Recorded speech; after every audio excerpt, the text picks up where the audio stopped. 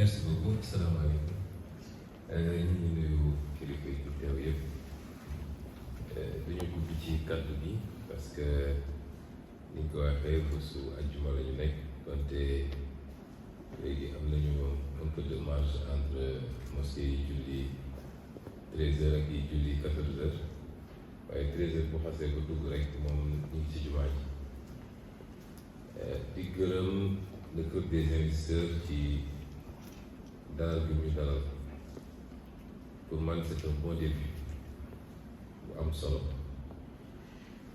ma leeral ni ñëwuñu fàggu si un soutien du groupe des investisseurs parce que malheureusement suñu réew ni muy doxee gëwma ni toll nañu foofu ci niveau boobu dans certaines démocraties bu jour électoral jibsee tous les secteurs de lobbying, et je dis lobbying dans le sens positif du terme, am nañu sañ-sañu daje ñëpp déglu seen offre programmatique seet bi ci gën a convaincre ñu ne bii moo ñu doy en tout cas France bi nga xam ne moom la gars yi gën a jël référence ñaari xam naa ne le patronat élection bu ne dina déglu candidat yi ba pare joxe consigne de vote pour un candidat fii nag tollaguñu foofu te li ko andi mooy dafa am benn relation extrêmement ambivalente entre li ñu wooyee secteur privé ak l'État du Sénégal ñun ay acteurs politiques lañu acteur politique Sénégal nag mooy koo xam ne ñépp am nañ sañ-sañu critiquer moom amul sañ-sañu critiquer kenn loolu mooy acteur politique Sénégal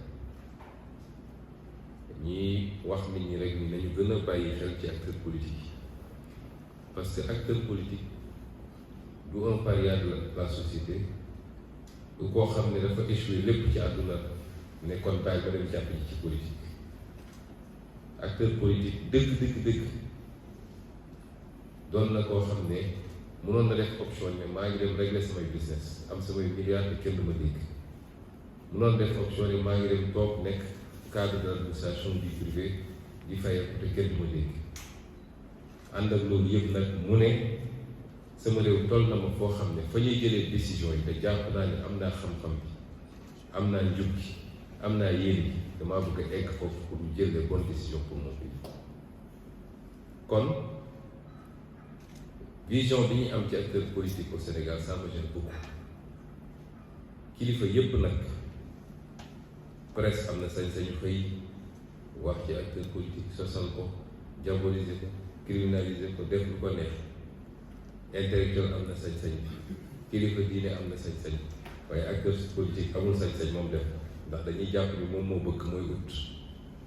te acteur politique dëgg utul ndax li muy def lu luy dellu ci moom relation ambivalente boobu nag réew bu eggee benn situation mënul doon responsabilité acteur politique kese ñun ñi ñëpp toog fii ku nekk am na ci responsabilité daanaka nguur dafa am le terme nguur nag sama jën ndax république du nguur tant que ñu ngi koy defee noonu sax peut-être psychologiquement dina am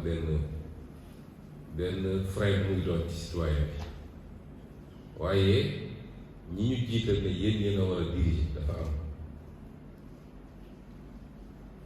benn problème bi am mooy ñi xam ne dañoo opté pour faire la politique te donn ñu alal seeni waajur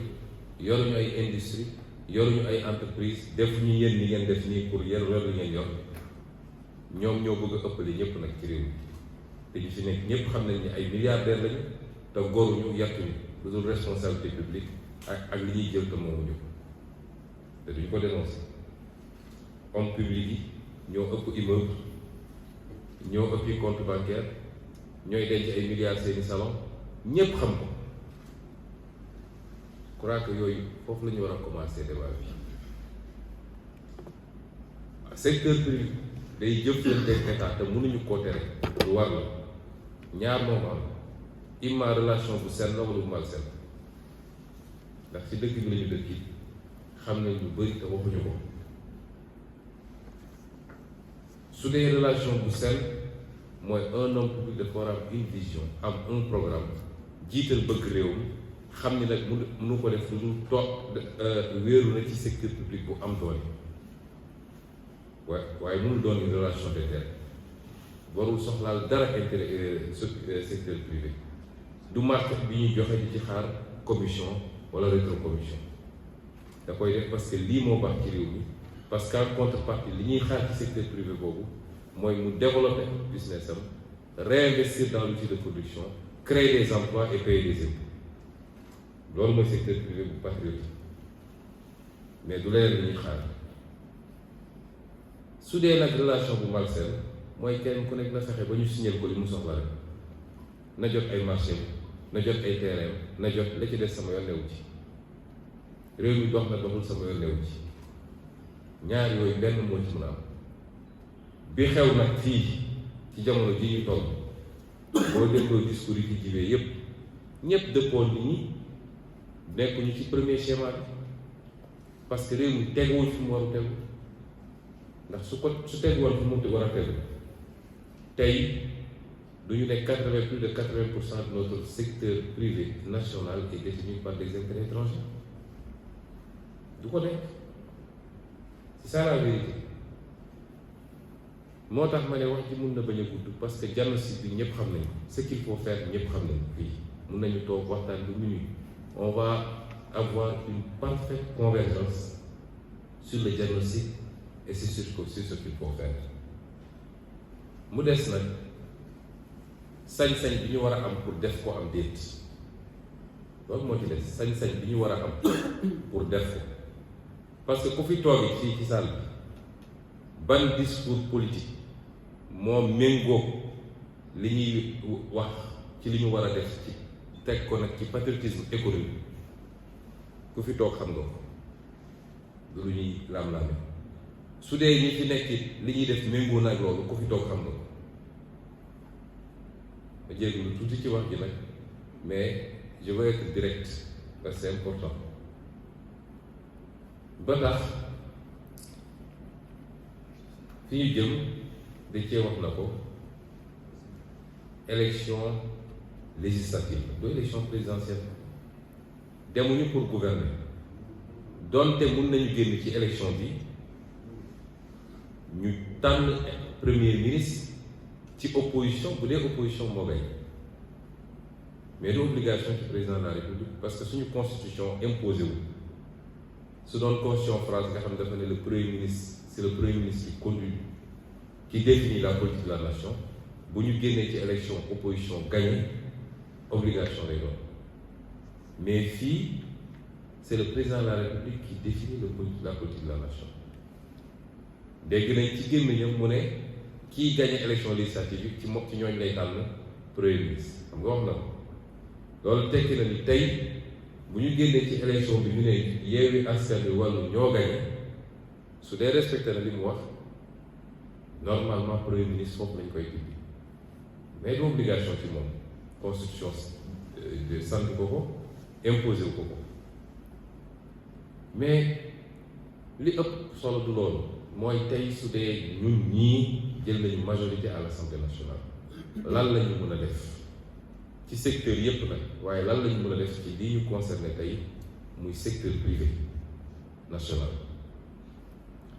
ñun de li ñu gëm mooy réew kenn du ko tabax te amoo bourgeoisie une bourgeoisie nationale forte soxorante bi sama nijaay doon wax léegi Sénégal ku xaw a tekki tuuti rek ñu ne affaire am leew waaye nit mën na jógee fële ci àll ñëw nekk fi milliardaire ñun ñëpp kenn ci posé wu question ba mu am soo bëggoon nag rawale bu leen dëkk il faut ñu d'accord ni yàlla ni ñu bind ñun ñëpp tolloolewul dafa def ñii am ñii ñàkk ñii néewle loolu tax asaka am loolu tax leneen ngeen am kon il faut ñu accepter ni il faut ñu am ay nit ñu am doole mais il faut que ce soit une bourgeoisie industrielle prioritairement mais pas une bourgeoisie comprador comme li xew actuellement parce que fi mu ne nii on a une bourgeoisie mais li ci ëpp bourgeoisie comprador la il faut que ñu accepter ni réew di koy taxawal tey économie bi ñu am introverti nga xam secteur tertiaire yoo nekk ci suuf moo nekk ci kaw te ñu ko téye c'est la téléphonie les banques les assurances lépp bitim réew ñoo ko moom. fii gisaguma fi ñi fi toog ñëpp c'est des acteurs privés nationaux mais amul ku ci opérateur téléphonique amul ku ci yor banque wala assurance wala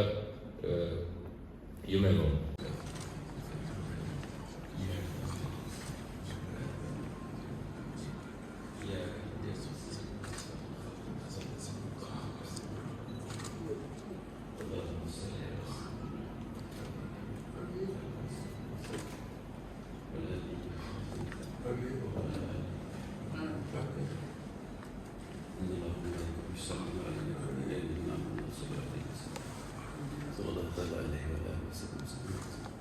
سبحان ربك رب العزة عما يصفون والسلام على المرسلين والحمد لله رب